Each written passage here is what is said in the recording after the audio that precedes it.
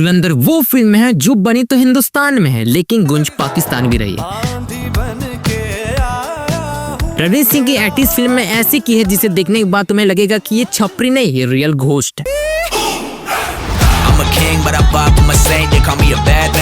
Because बंदे ने film के अंदर कुछ भी नहीं बोला लेकिन ना कुछ बोल कर भी बहुत कुछ बोला है।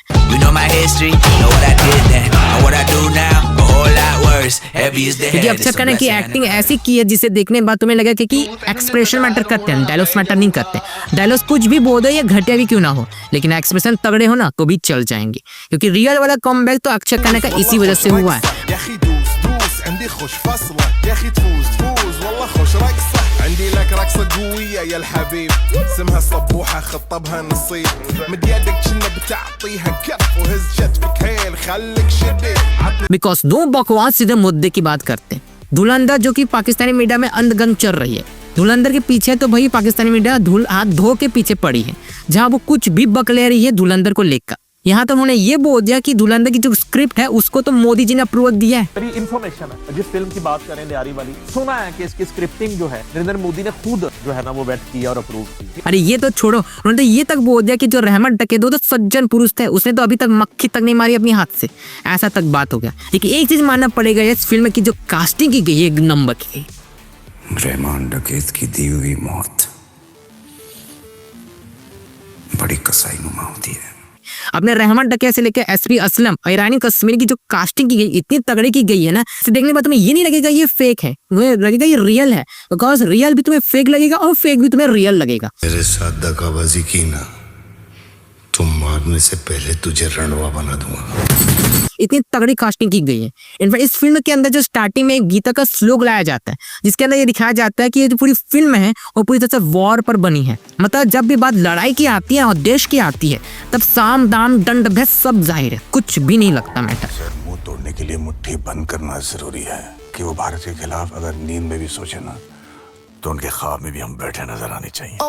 और ये इन्होंने दिखा है और शायद इसी रीजन की वजह से फिल्म के अंदर इतना ज्यादा वायलेंस भरा है। अगर तुम लोगों के पटाखे खत्म हो गए तो मैं धमाका। और यही एक रीजन है जहाँ इस फिल्म का एक सीक्वेंस है जो कि उरी से कनेक्ट है। इनफैक्ट वो सीक्वेंस उरी में डाला गया था लेकिन हमने ध्यान ही नहीं दिया।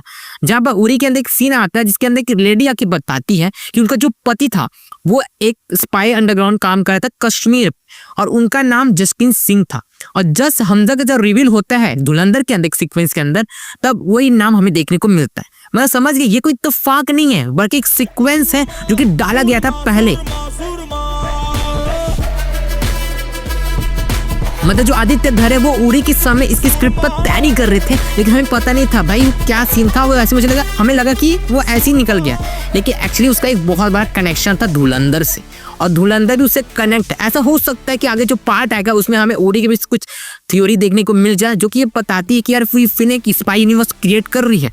कोई ना कोई कैरेक्टर इसमें कॉमबैक ले सकता है, कोई ना कोई कैरेक्टर इसमें आ सकते हैं, हो सकता है। आदित्य धर का एक सपना है कि इंडिया का अपने खुद का इंटरनेशनल फिल्म हो जिससे इंडिया की सिनेमा को रिप्रेजेंट किया जाए और वो क्रिएट कर रहे हैं अपने इस स्पाई यूनिवर्स को क्रिएट करके। जहाँ उनके 22 साल के लॉन्डन ने इसके टीजर और ट्रेलर को तैयार किया उसके कॉन्सेप्ट को। Teaser, you guys really enjoyed the trailer. I just want to tell you the teaser and the trailer was cut by my 22-year-old DA. His name is Ojas Gautam. Can I have Ojas? तब आदित्य धर जो है वो मुंह तोड़ जवाब दे रहे हैं पाकिस्तान वालों को अपने सिनेमा के थ्रू। बिगाड़ लो जो बिगाड़ सकते हो, बिगाड़ने का वक्त आ गया है।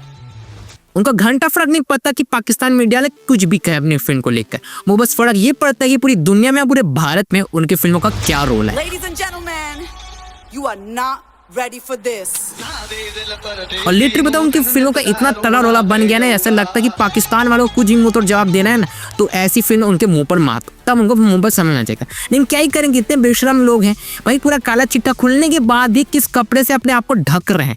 यहाँ तक उन्होंने इतना अनसन बात करते हैं जिसे सोचने के बाद तुम्हें लगता है यार कि अपना सर किसी पत्थर में फटक दूं भाई, उनके सामने फटकने से अच्छा तो सर को किसी पत्थर में फटक दूं तब तो सेटिस्फैक्शन मिलेगा भाई, वो पत्थर तक खून निकलेगा। लेकिन पाकिस्तान वालों को क्या ही बोलोगे, कुछ भी अंडरसन बकते हैं। मतलब काला चिट्ठा निकल रहा है तो भी उनको अपने आप को छिपाना ही है, ये सभी कर। लेकिन एक चीज मानना पड़ेगा, आदित्य धर ने थोड़ी सी फैसिलिटी दिखा के पाकिस्तान वालों की इज्जत बचा ली। मतलब मुझे ये तो नहीं लगता था कि पाकिस्तान वालों के पास इतनी फैसिलिटी होगी कि वो मॉल वॉल और अपने बार बार भी खोल के रखें। मतलब मुझे तो लगता नहीं था कि पाकिस्तान वालों के पास इतनी भी थोड़ी सी भी पैसे होंगे कि वो अपनी फैसिलिटी में डाल सके।